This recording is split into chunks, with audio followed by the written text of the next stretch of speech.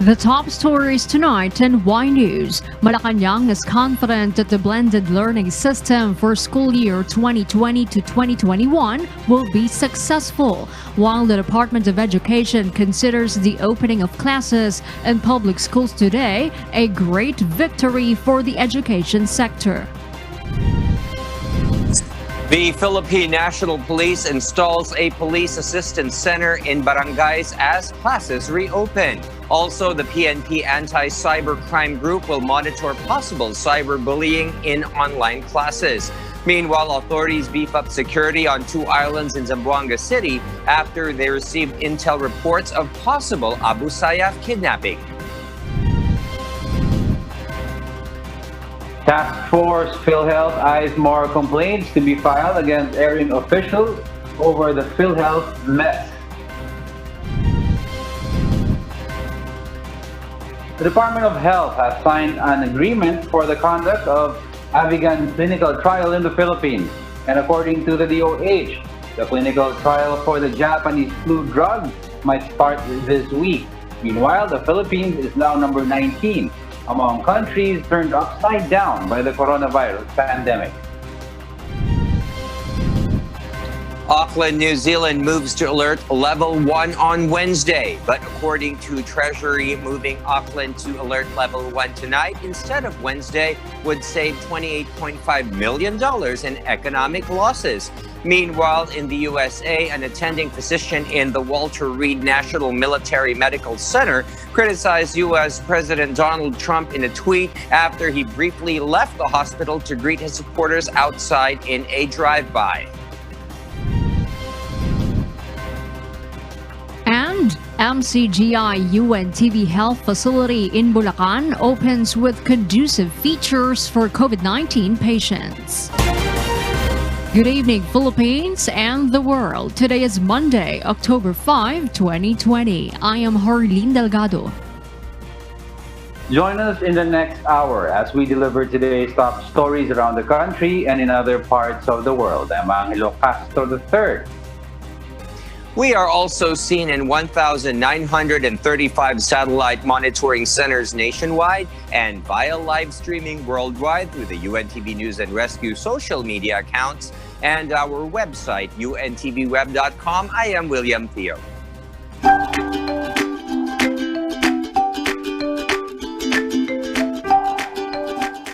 First in the news, Malacanang is confident that the blended learning system for school year 2020 to 2021 will be successful. The palace admits the opening of classes may not be perfect, although the Department of Education has prepared well for it. Presidential spokesperson Harry Roque also insists that in January next year, face-to-face classes are possible in areas that will be declared under new normal or with zero COVID-19 cases for a month. This is also the response of the palace to the suggestion of Vice President Leni Robredo to allow face-to-face classes in places with zero COVID-19 cases. Kampante po kami na magtatagumpay overall ang kauna-unahang blended learning natin dito sa ating bayan. Ang blended learning po, magkakaroon po ng modules na iko-complement po yan ng TV broadcast, radio broadcast, at online learning. So wag po kayong mag-alala, maski maraming areas na mahinang internet, kung mahina pong internet, modular, TV at radio ang gagamitin. Meanwhile, the Department of Education considers the opening of classes in public schools today a great victory for the education sector. Dante Amento tells us why. The opening of school year 2020-2021 in public schools kicked off with a virtual program conducted by the Department of Education. Just like in face-to-face classes, the Philippine National Anthem was sung simultaneously before the start of class. Education Secretary Leonor Briones led the program in which she gave her message. Secretary Briones emphasized that the class opening today was indeed a great victory for the education sector. This was in spite of all the challenges amid the COVID-19 pandemic. She highlighted that education should continue for the sake of the children. Education cannot wait. Our learners cannot wait. We continue with the process so we can give hope and continuity and contribute to the normalization of activities and growth of our learners in our country. Today, we open our schools.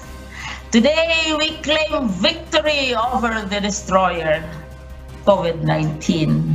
Let our classes begin! Secretary Briones also expressed gratitude to all teachers, the national government, and other partners that support DepEd. President Rodrigo Duterte also gave his message commending the education sector and the students. I commend the Department of Education and its partners for guiding all stakeholders to make this happen.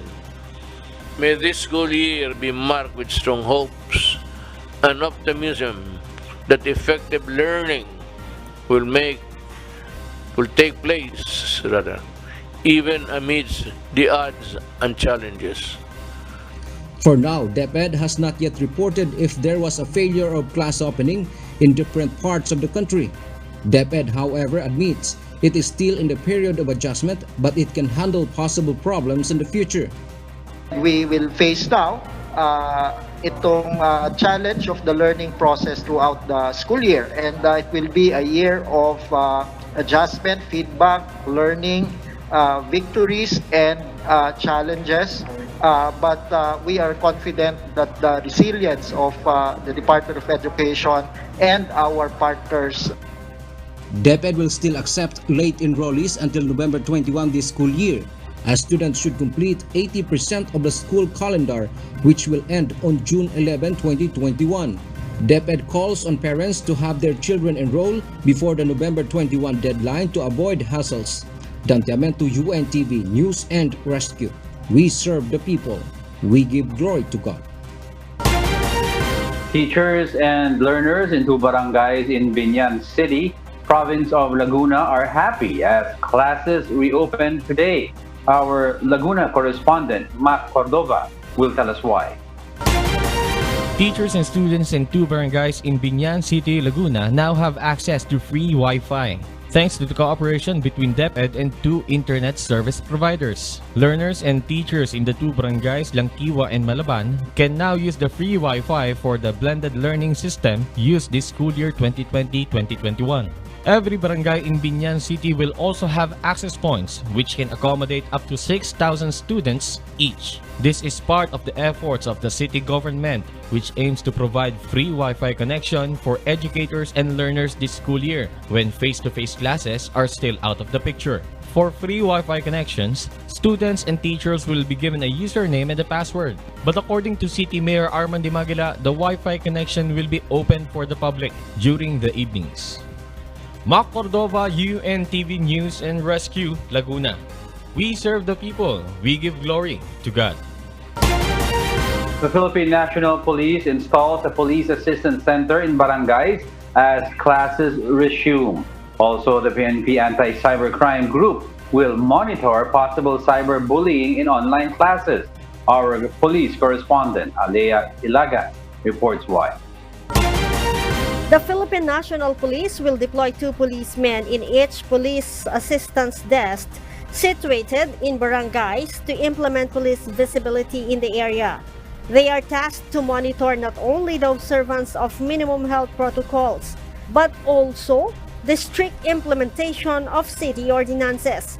Such ordinances include drinking liquor in the streets and videoke singing outside residence that may affect the online classes of students. Everything will be coordinated with the police stations. Of course, kung may mga problema na malalaki, dyan sila tatawag. They will have direct contact with their operational units in the area. The PNP also reminds that minors are not allowed to go to internet cafes according to the new guidelines from the IATF. Cascolan orders local police commanders to coordinate with the local government unit on this matter. This may pave way to some departments or some units that would want also to place their assistance centers in the barangay. In so doing, we would want to of course initiate first so that at least hindi naman kabahan yung mga ibang government offices na bumaba. We will be there to help out. As I've said, we have what we call already the BACOD, or the Barangay COVID Defense, that would start all of this. Together, of course, with the barangay enforcement teams and the marshals and the red teams. General Cascolan also confirms the PNP Anti-Cybercrime Group will also monitor possible incidents of cyberbullying in online classes.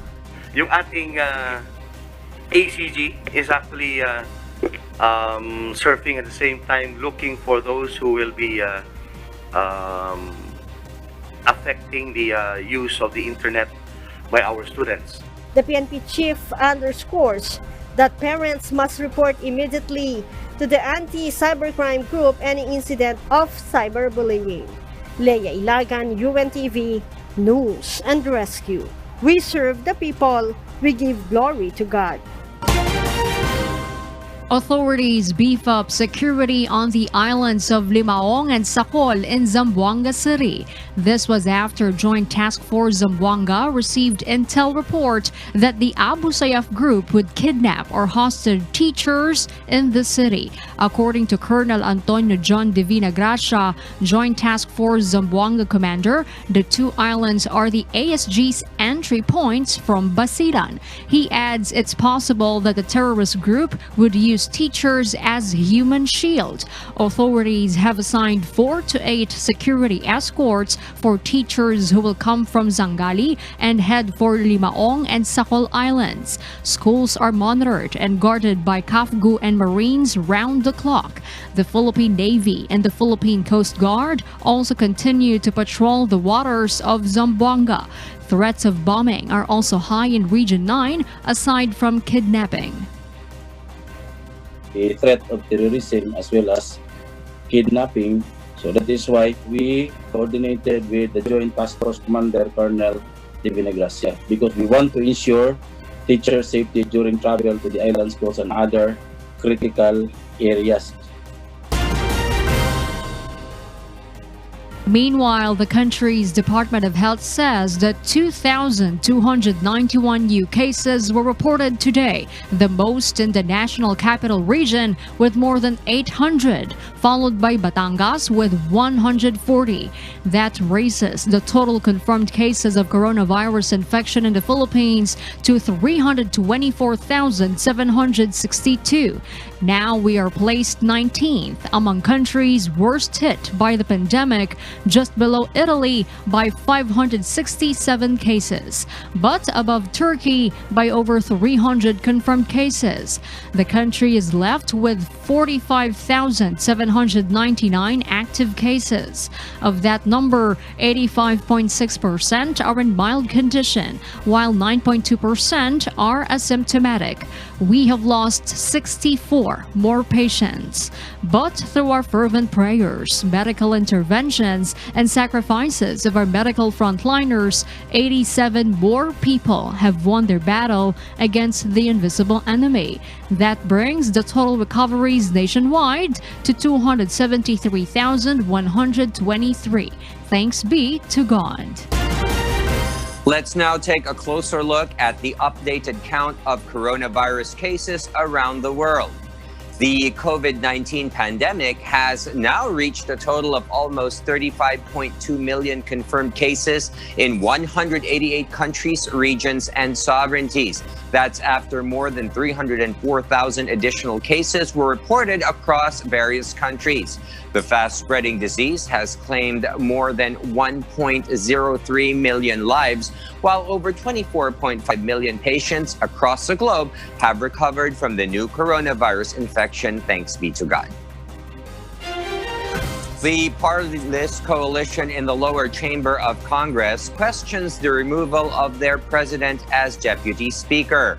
Also, a lawmaker questions how the plenary handles the motion to reject the offer of resignation of Speaker Alan Peter Cayetano. Ray Pelayo reports why. Point of order, Mr. Chairman. It was seconded. It's an Why are you not allowing us? Why are you muting us? Negros Oriental Representative Arnulfo Teves Jr. was about to raise a motion after Speaker Alan Peter Cayetano offered his resignation last September 30, but he was not able to connect via video conference, which is one of the means the House is allowing for lawmakers in the lower chamber of Congress to participate in their activities. This is a measure to minimize the number of individuals entering the House of Representatives. In parliamentary procedure, when you raise a point of order, you should be recognized. Bakit nila hindi ako ni-recognize? So it means null and void yung proceedings na yon. The lawmaker also questions the result of the voting in which 184 rejected Cayetano's offer of resignation, 1 voted no, and 9 abstained. Because sa totoo lang, hindi ka panipaniwala yung 184 to 1. Sana kung nagduktor sila ng numero, inayos naman sana nila. So ibig sabihin, si Kong Lord lang bumoto sa sarili niya, si Liachon, hindi. Teves is the one who also questioned the budget allocations among House members. Meanwhile, 54 lawmakers who are members of the party list coalition were dismayed over the removal of one Pacman Representative Michael Romero last Friday as Deputy Speaker during the budget deliberation. Romero is a known ally of Marinduque Representative Alan J. Velasco, who is now a rival of Cayetano in the speakership row.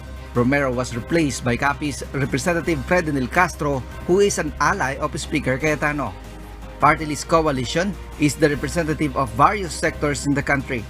A deputy speaker plays a vital role in assisting the speaker in ministering the House of Representatives, like presiding a session.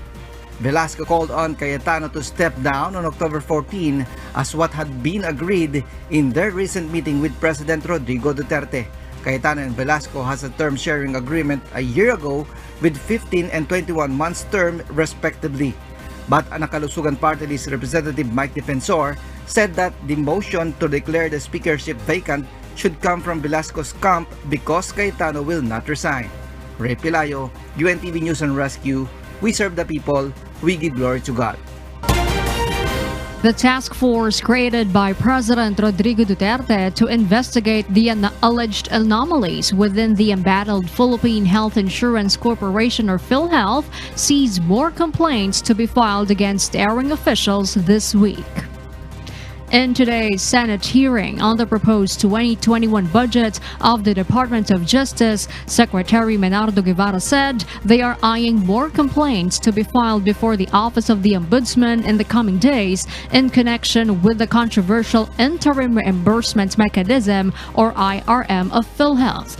Last Friday, the National Bureau of Investigation or NBI filed malversation and graft charges against 9 PhilHealth officials, including former PhilHealth President and CEO Ricardo Morales, due to the questionable cash advances. Guevara added they are also seeing new charges to be filed regarding the irregularities in the procurement of ICT equipment and the anomalies in PhilHealth's legal sector. Pero hindi po nangangahulugan na magtatapos na po ang trabaho ng DOJ at ng kanyang mga kasamang agencies sa pag-iimbestiga sa PhilHealth. Patuloy po itong gagawin at marami pa pong pangalan siguro ang lilitaw sa mga susunod na araw. In a separate message, the Justice Secretary said that nothing prevents the both chambers of Congress to file charges versus other erring PhilHealth officials. This was after Senator Panfilo Lacson said in a radio interview that the Senate may file charges to other individuals who will not be charged by the task force. Health Secretary Francisco Duque III and resigned Senior Vice President Rodolfo Del Rosario are among those who are recommended to face charges in the Senate Committee of the Whole report. Both are not included in the NBI's list of filing of charges last week. The senator added that based on the information given by a trusted source of Senate President Vicente Soto III inside the task force, there are evidence implicating the health secretary. Guevara says they will be glad to discuss the said pieces of evidence with the two senators and reiterated that they will continue to investigate and prosecute other irregularities. For its part, the Department of Health says Secretary Duque is open to any investigation and that he maintains his innocence over the PhilHealth issue. Bukas siya. He is very much open to this kind of investigations, even the Department of Health. Kasi mas makikita natin talaga ang totoo kapag ginawa ito. Wala po tayong tinututulan dyan at tayo po ay makikipagtulungan. The Secretary of Health maintains his innocence on this. President Rodrigo Duterte remains as the most approved and trusted top government official in the country amid the COVID-19 pandemic, according to the latest Pulse Asia survey. Rosalie Cos, our palace correspondent, will tell us why live. Yes, Rosalie. Arlene, 9 in every 10 Filipinos still trust and approve the performance of President Rodrigo Duterte. This is amid the COVID-19 pandemic affecting the Philippines. In a survey conducted by Pulse Asia from September 14 to 20, 2020, the president got 91% trust and approval ratings. 5% of the respondents disapprove the country's chief executive, while the other 5% are undecided. Senate President Tito Soto III garnered 84%, House Speaker Alan Peter Cayetano received 70%, Vice President Leni Robredo had a 57% approval rating, while Chief Justice Diosdado Peralta got 44%. For the trust ratings, VP Robredo got 50%, Senator Soto had 79%, Speaker Cayetano got 67%, while Chief Justice Peralta had 39%. Presidential spokesperson Harry Roque thanks the public for the continued trust to President Duterte. Maraming salamat po sa taong bayang Pilipino na ang trust at ang performance rating po ng ating presidente ay napakataas at 91%. Ang pangako po talaga ng presidente, gagawin niyang lahat para makabangon po tayo sa pandemyang ito at isasantabi po talaga niya ang politika. Meanwhile, the palace advises Vice President Robredo on her low approval and trust ratings. According to Malacanang, this must be connected with her alleged politicking amid the pandemic. Nako, Madam VP, mukhang tama aking sinabi. Ayaw ata ng Pilipino na mumulitika sa panahon ng pandemya. Subukan po natin tigil ang politika.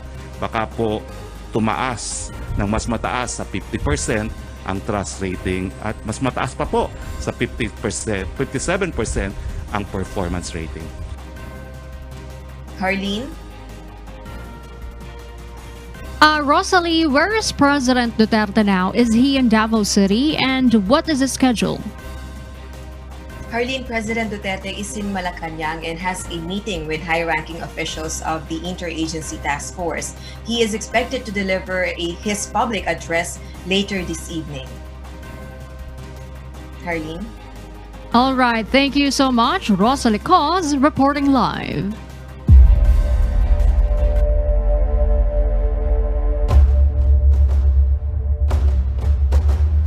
The Department of Health has signed an agreement for the conduct of the Afghan clinical trial in the Philippines.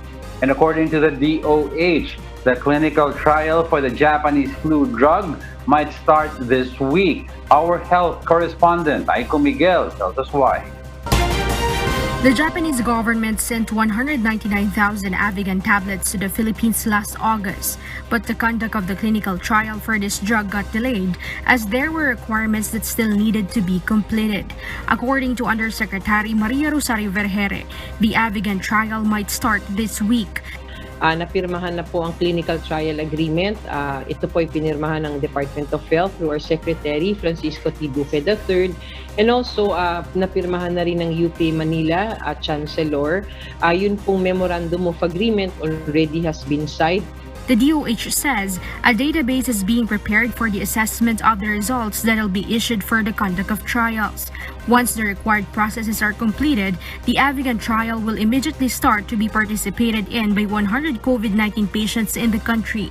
The Philippine Food and Drug Administration has also approved the use of Afghan for flu over a long time already. Afghan has long been approved in Japan too. The clinical trial will be conducted in 4 hospitals that will last for 9 months. Clinical trial sites will be at University of the Philippines, Philippine General Hospital in Manila, Santa Ana Hospital also in Manila City, Dr. Jose N. Rodriguez Memorial Hospital in Caloocan City, and at Quirino Memorial Medical Center in Quezon City. The DOH says they are studying the use of breath testing and saliva testing to determine whether an individual is positive or negative for COVID-19. Aiko Miguel, UNTV News and Rescue. We serve the people, we give glory to God. Meanwhile, the Valenzuela City local government started implementing the no QR code, no entry policy today. This will replace the manual filling out of contact tracing forms. Vincent Arboleda will tell us why. The Valenzuela City government aims to replace the old method of filling out forms for contact tracing whenever people enter an establishment. For the Valenzuela LGU, manually filling out forms may also be a cause to spread the virus. That is why the local government is implementing an automated contact tracing system through the use of QR codes starting today. Under revised City Ordinance Number 783, all residents and visitors who want to enter any establishment in Valenzuela City must first undergo a one-time registration with the city's Valenzuela Tracing Application or ValTrace. This will give a person a unique QR code that will contain personal information of the owner for contact tracing purposes to be presented when entering establishments in Valenzuela City. All establishments in the city are mandated to register and download the merchant version of the app to get a QR code scanner for scanning the QR codes of the customers or visitors. According to Lauro Cainia, Information Officer of the Valenzuela LGU, the city government has sent monitoring teams to establishments and make sure that the ordinance is being implemented properly. Cainia said the local government has already given establishments and residents enough time to download the app. Violators of the ordinance will face sanctions. Individuals are discouraged to share their QR code or input false personal information to avoid violations. One, kung pinapahiram nila yung QR code nila, kasi dapat individual meron eh. Kung pinapahiram nila, ibang tao, so technically parang yung identity nila, pinapahiram nila. So that's one. And also kapag mali yung data na binigay. Individuals found violating the city ordinance will be fined 1,000 pesos for the first offense, 3,000 pesos for the second offense, and 5,000 pesos for the third offense. Meanwhile, establishments who fail to implement the ordinance will be fined 5,000 pesos and suspension of franchise or business permit for the first offense and 15,000 pesos and revocation of franchise or business permit on the third offense. Vincent Arboleda, UNTV News and Rescue. We serve the people. We give glory to God. The Department of the Interior and Local Government has not yet reached the 1:37 patient to close contact ratio target. Aiko Miguel is back to explain why. The government still needs 50,000 more contact tracers, although the country's contact tracing efforts have improved to 1:5 to 1:10 compared with the 1:4 ratio in the previous months. According to DILG Undersecretary Jonathan Malaya, hiring additional contact tracers will help the government reach the 1:37 contact tracing ratio, recommended by Mayor Benjamin Magalong as it was effectively implemented in Baguio City. The hiring of 50,000 contact tracers is in accordance with the contact tracing program of the government under Bayanihan 2. Hindi pa natin yun naaabot. But as soon as the DILG finishes hiring these 50,000 contact tracers, and we hope to be able to do so, if not in the middle of this month or at the end of this month, then I can guarantee that we will be able to reach the recommended Magalong formula as soon as we are able to mobilize and hire and deploy all of the 50,000 contact tracers nationwide. The DILG has been expediting processes for the hiring of contact tracers. Based on DILG's update, there are already 10,136 hired contact tracers in the country. Barangay Health Emergency Response Teams or BHERTs are also prioritized to be hired as contact tracers. The DILG has also a system to validate the identity of a contact tracer so the public will not be victimized by scammers. This is also to protect the identity of the suspect and probable COVID-19 cases. Contact tracing naman kasi is done either through a call, through the phone, or through face-to-face interviews, no? So if it's going to be a face-to-face interview, please insist on looking at the identification card. Kailangan po may ID nang galing sa local government unit, identifying them as part of the contact tracing team.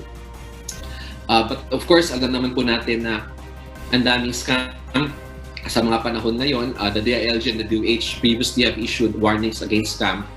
So, ang pinakamaganda po talaga is, since you are in the barangay and you are contacted allegedly, let's say by a contact tracer, the best thing you do, in case of doubt, is to validate with the births. No? Validate with your births. Kasi then, the births or your barangay can confirm with the local government unit kung yung kumukontak sa'yo ay tunay nga na miyembro ng contact tracing team. DILG also clarifies that contact tracer salary come from the national government, funded by the Department of Budget and Management with 2.5 billion pesos. Contact tracers will receive a minimum salary of 18,784 pesos monthly as contract of service personnel. According to the DOH, having additional contact tracers until the barangay level will make the country reach the 150,000 contact tracers as a nationwide target, so the Philippines could reach the World Health Organization standard of contact tracers. Aiko Miguel, UNTV News and Rescue. We serve the people, we give glory to God. Several commuters are not in favor of using different cards for different modes of transportation. Meanwhile, the DOTR mulls over coming up with a one-card scheme. Joanne Nano tells us why. Following the suspension of the no-beep card, no-ride policy on the EDSA busway, several commuters are complaining about the different cards used on other modes of public transportation to comply with the automated fare collection system. For them, the use of varying cards with convenience fees and maintaining a balance is a burden. Magka-card kami sa MRT, magka-card pa kami sa bus. Ang hirap naman nun, pag nakalimutan, kailangan mo ulit pa na bagong bumili. So sayang yung mga charges, but ikaw pa rin yung magsasuffer. Dapat iisa na lang. Tapos wala na dapat charges pag nagpa-load. Kasi mas lalo pang pabigat sa mga commuter yun eh. Sana baguhin nila, dapat iisa na lang gamit ng isang card. Kasi wala naman tayong mas mahirap po ang ganito. A Facebook post of netizen Christina Conti has gone viral on social media. She complains about the use of different cards for different modes of transportation. It has been earlier explained that beep cards of AF Payments Incorporated are interoperable within the EDSA busway, MRT and LRT, while beep rides are accepted on modern jeepneys and some city buses. The Department of Transportation clarifies that the agency has no obligation on the selection of automated fare collection service providers since it is all within the prerogative of the public utility vehicle operators. However, the group Bayan Muna criticizes the Transportation Department. For Bayan Muna, the government had better regulate the providers of automated fare collection system. Dapat yung DOTR should take responsibility. They dropped the ball and now commuters are paying the price. Hindi po pwedeng wala silang pananagutan dito kasi from the onset dapat tinutukan na nila yan. Hindi nila yan dapat pinaubaya sa mga negosyante na sila lang ang mag-uusap. Yung gobyerno kasi siya yung tinatawan ng commuter eh.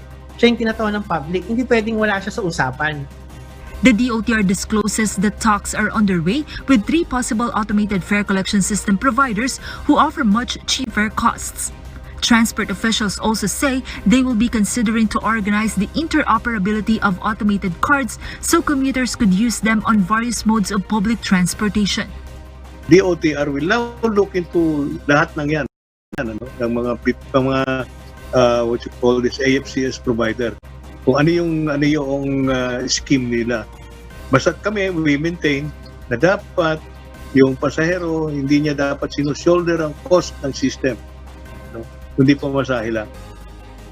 In an interview earlier today, Transportation Secretary Arthur Tugade said they are mulling over coming up with one card that can be used in different modes of public transport, similar with other developed countries. On the other hand, AF Payments Incorporated has released a statement proposing to come up with a QR ticket which has no cost and can be scanned before passengers get on a bus. And while they are still in the process of ironing out the policies, the company vows to provide free beep cards for people in need. Joanano, UNTV News and Rescue. We serve the people, we give glory to God. Meanwhile, according to the palace, President Rodrigo Duterte has lent his ear to the clamor of the public, which gave way to the suspension of the mandatory use of beep cards on the EDSA busway. Presidential spokesperson Harry Roque also believes that a review of the contract with the provider of the automatic fare collection system on the EDSA busway is underway. Ang pagkakaalam ko po, ang naging damdamin ni Presidente ay tutol din siya dyan sa binabayaran na beep card. At marahil po isa to sa dahilan kung bakit sinuspindi muna yung paniningil para sa beep card. Nakinig naman po ang ating administrasyon at samantalang pinatigil po muna yung koleksyon ng charges paggamit ng beep card. Now, here's a glimpse of what's the weather like in parts of the country.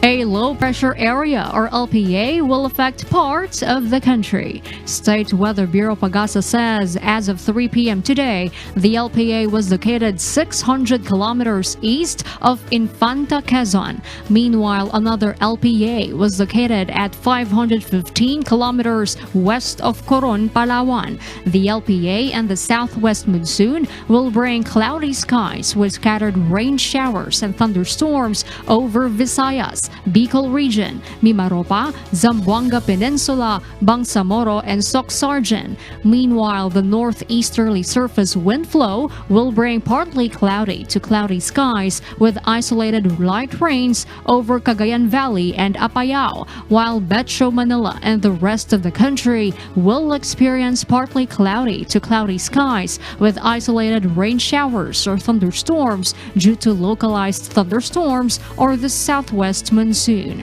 Possible flash floods or landslides may occur during severe thunderstorms. No tropical cyclone advisory is issued. Only around 100 guests went to visit the Boracay Island over the weekend. This was after the island opened to tourists coming from areas under General Community Quarantine or GCQ last Thursday, October 1st. The least guests came on the opening day with only 35. The most arrivals were on Saturday. There were 53 tourists.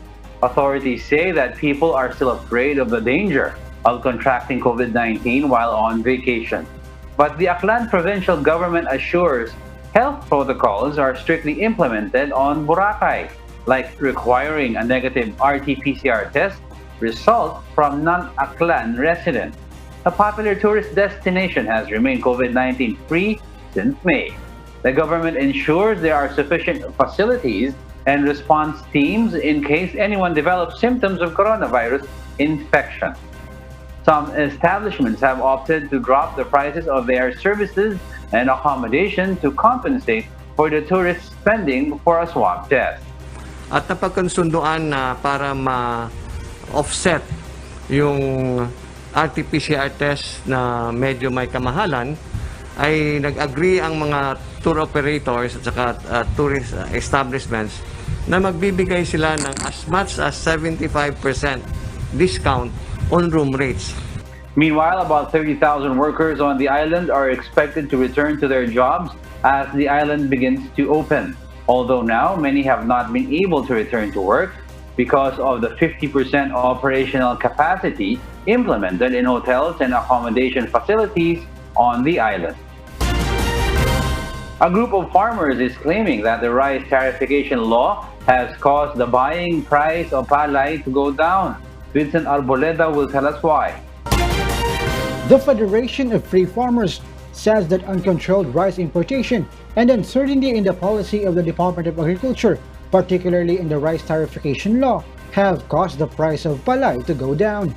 According to the group, the price of palay has decreased to 11 to 13 pesos per kilogram for wet palay, while the selling price of dry palay has dropped to 14 to 17 pesos per kilogram. The group is recommending to Congress to amend or rectify the Rice Tariffication Law, which the Federation says does not benefit consumers but the market intermediaries instead. But Agriculture Secretary William Dar says that these groups and former DA officials are only exaggerating data on palay prices to push for the amendment and rectification of the Rice Tariffication Law. Based on the survey by the Philippine Rice Information System or PRISM, conducted from September 16 to 30, 2020, the price of palay in Central Luzon was 18 pesos per kilogram, while palay prices in Cagayan Valley was 19 pesos per kilo. These two regions are on the forefront of palay production in the country, as they accounted to about 31.5% of the total palay harvest in 2019. According to the Philippine Statistics Authority, the farm gate price of palay in the last 2 weeks of September this year was at 17.12 pesos per kilo, higher than last year's 16.18 in the same period. Secretary Dar says the survey only shows that the prices of palay are not as low as what other groups are claiming. The Secretary also refutes claims that the low price of palay is caused by the Rice Tariffication Law. Meanwhile, the National Food Authority is ready to buy palay from farmers at 19 pesos per kilogram in all its 558 warehouses and buying stations nationwide. Vincent Arboleda, UNTV, News and Rescue. We serve the people. We give glory to God. And for the news abroad, here's Elsie Marcos reporting live from Auckland, New Zealand. Today, Prime Minister Jacinda Ardern announced that Auckland will move to Alert Level 1 on Wednesday at 11:59 p.m. That means no limits in gatherings, as well as the removal of social distancing requirements in restaurants and bars. Masks are no longer required on public transport when at Alert Level 1, but Ardern urges people to keep their vigilance by washing hands, staying at home if sick, and getting tested if even feeling sick. She also encourages people to use the QR scans as it had halved from their peak at the height of the current outbreak. Businesses still need to display QR codes at Level 1, she said. Ardern said the cabinet met via Zoom today to review Auckland's alert level. She also said that the Auckland cluster was New Zealand's biggest, but all signs pointed to it being under control. There is now a 95% chance that the cluster had been eliminated, according to new modeling by Tepunaha Matahini. On the other hand, moving Auckland to Alert Level 1 tonight instead of on Wednesday would have saved an estimated $28.5 million in economic losses, Treasury estimates. NZ First is understood to have raised questions with the Prime Minister's office on Friday about the possibility of easing restrictions in Auckland from tonight, but Ardern said she did not consider calling a cabinet meeting on Friday to discuss that possibility because cabinet had previously agreed for the city to be in Alert Level 2 for 2 weeks, or one full incubation period. She also said that needing to wait until then was also because of a legal requirement for at least 48 hours gazetting notice before a government order changing alert levels can come into force.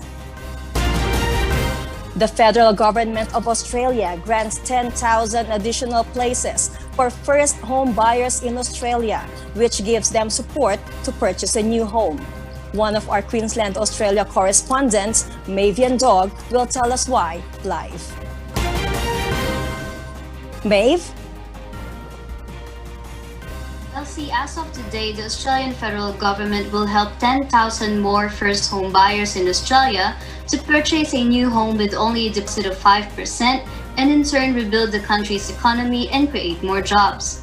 In a joint release from Australia's Treasurer Josh Frydenberg and Minister for Housing Michael Sukkar, the federal government will act as the guarantor for the home buyers and provide 15% guarantee through its first home loan deposit scheme. Within this year, the scheme already helped almost 20,000 first home buyers, and the additional guarantees provided by the government are available from today until June 30 next year. Earlier this year, Australia also entered recession due to the impacts of COVID-19 and caused mortgage stress to more than 1.4 million Australian households. In addition to the loan scheme, the federal government also plans to relax the responsible lending laws by removing barriers that slow down the borrowing process and provide ease of access to credit for businesses and consumers. Here's what Treasurer Josh Frydenberg said in a press conference. For first-home borrowers and people seeking a mortgage, this will increase their access to credit and to the speed of their applications, and it will be a welcome initiative. In terms of the credit rating agencies, as you know, we're one of 10 countries in the world to have a AAA credit rating from the 3 leading rating agencies, and our economic response has been praised by those rating agencies over the course of this pandemic. Through the additional guarantees for first home buyers and removing unnecessary barriers in order to access credit, the government aims to drive the country's economic recovery and support jobs. Back to you, Elsie. Maeve, what is the status of Australia's unemployment rate, and how will the government's schemes benefit the industries and the residents in Australia? Elsie, based from the latest statistics for the month of August, the unemployment rate decreased from 7.5% to 6.8%. Unemployment increased 111,000 to 12,583,400. As Treasurer Frydenberg put it, the construction industry is vital to Australia's recovery from the crisis caused by the pandemic, and the First Home Loan Deposit Scheme will provide support to the supply chain, which includes builders, plumbers, and electricians. The price caps or maximum purchase price for all the states in Australia will also be higher for the updated loan deposit scheme. For example, Victoria's price cap will be lifted from $600,000 to $850,000, New South Wales from $700,000 to $950,000, and Queensland from $475,000 to $650,000. Elsie? Thank you, Maeve Yandog, reporting live from Queensland, Australia. Australia suffers its first reversal in net overseas migration in more than 7 decades as the COVID-19 pandemic continues to cut population growth and birth rate. Joining us tonight is one of our correspondents in Australia, Marvi Delphine, to tell us why, live. Marvi? Elsie, Australia is now facing another record low, and this time, the COVID-19 pandemic has taken its toll on overseas migration, further crushing the country's bruised economy, already suffering from declining population growth and birth rates. National Treasurer Josh Frydenberg confirmed that the impact on net overseas migration would be a net outflow of people. Treasurer Frydenberg said that more people will be leaving Australia than coming in. This is the first time since 1946 that this has happened. Tomorrow's federal budget for Australia will include a revision of the net overseas migration rate, which in July was expected to fall sharply from about 154,000 in 2019 to 2020 to just 31,000 in 2020 to 2021. As Australia tries to navigate out of its first recession in 30 years, National Treasurer Josh Frydenberg cautiously opens the possibility of increasing migrant intake once the border reopens. And so, Treasurer Frydenberg highlighted the importance of a successful COVID-19 vaccine to help bring back global confidence and speed up relaxation of international border restrictions. According to the Australian Bureau of Statistics and Statista.com, in 2019, there were over 7.5 million migrants living in Australia. The 5 largest groups of overseas-born residents in Australia are England, China, India, New Zealand, and the Philippines. The top 5 occupations in demand in Australia for skilled migration, on the other hand, are nurses, electricians, carpenters and joiners, secondary school teachers, and metal fitters and machinists, according to Education and Migration Services Australia. Treasurer Frydenberg forecast that migration would eventually return to pre-pandemic levels, but the migrants lost would not be replaced, resulting in a loss in labor force participation. Elsie? Marvy, it seems that the Australian government recognizes the value the global workforce has. What are the current main developments to get migration moving again there, down under? Elsie, there has been a lot of activity throughout September from the government about how the migration program can be used to kickstart Australia's economy. From September 28, we saw an increase in international arrivals, with the cap raised from 4,000 to just over 6,000 weekly arrivals, with a further increase expected by October 12. These increases will also support capacity for certain visa holders that can now access travel exemptions. There is also a new priority skills list of 17 occupations that fill critical skills needed in rebuilding the economy. Employer-sponsored workers under temporary and permanent visas that qualify into these 17 occupations will receive fast-tracked assessment of their applications and relaxed travel exemptions. Elsie? Thank you, Marvy Delphine, for that report. An attending physician in the Walter Reed National Military Medical Center criticized U.S. President Donald Trump in a tweet after he briefly left the hospital to greet his supporters outside in a drive-by. One of our correspondents in California, USA, will tell us why.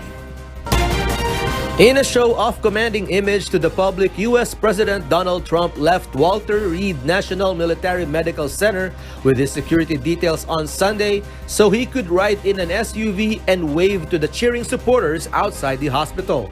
Cameras showed the chief executive through the window waving to adorning people while wearing a mask.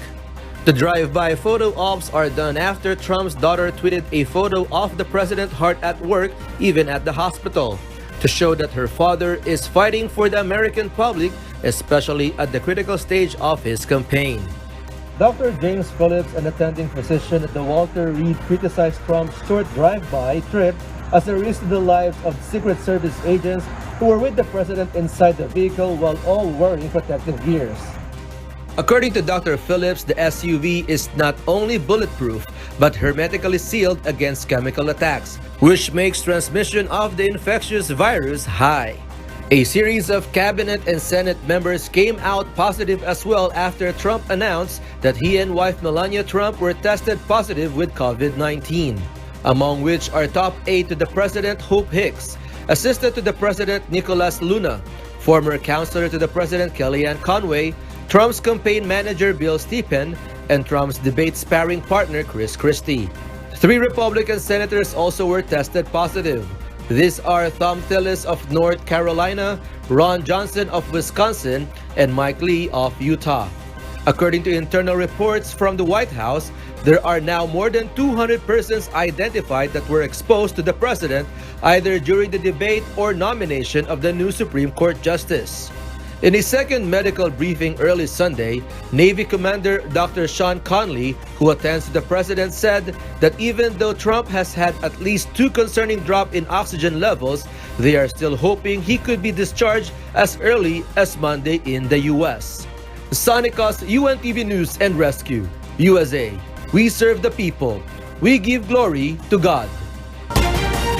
President Rodrigo Duterte wishes U.S. President Donald Trump and his wife, First Lady Melania, a speedy recovery. This after the couple tested positive for COVID-19 last Friday. The American chief executive is currently confined at Walter Reed National Military Medical Center. Alam niyo po, malapit na magkaibigan ang ating presidente at si President Trump.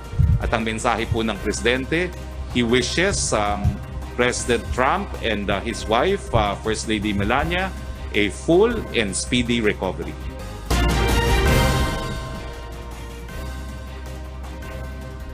And those are the reasons behind the news here in New Zealand and in other parts of the globe. Back to you, William. Thank you. Elsie Marcos reporting live from Auckland, New Zealand. The MCGI UNTV Health Facility in Bulacan opens with features conducive for COVID-19 patients. The Department of Health in Bulacan says the structure of the facility minimizes the risk of COVID-19 transmission. Asher Kadapan Jr. details why.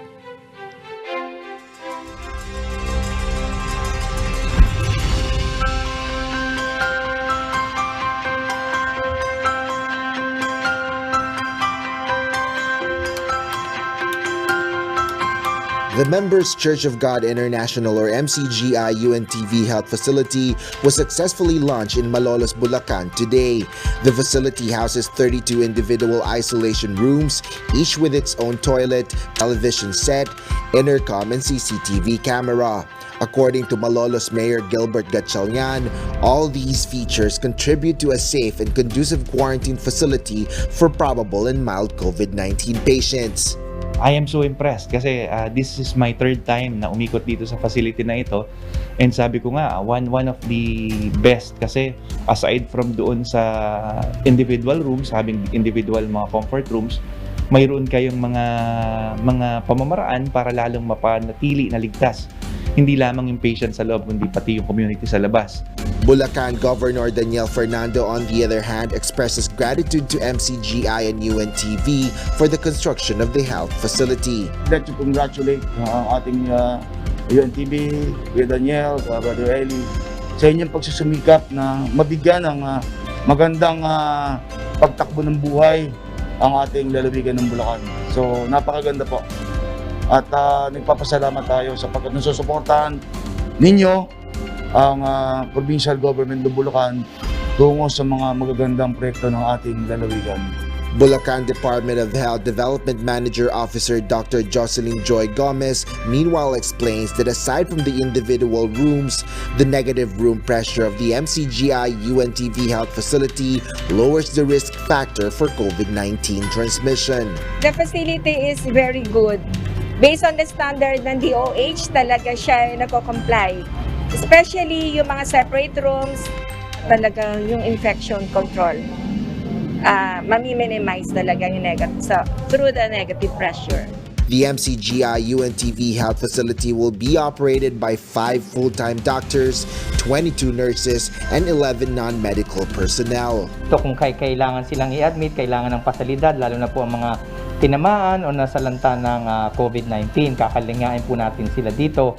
Kung sino man, walang pagtatangi sa mga relihiyon, sa kulay ng balat, at kung ano kanilang paniniwala, lahat po tatanggapin dito. Asher Kadapan Jr., UNTV News and Rescue. We serve the people, we give glory to God. Those are the reasons behind the news, October 5, 2020. I am Harleen Delgado.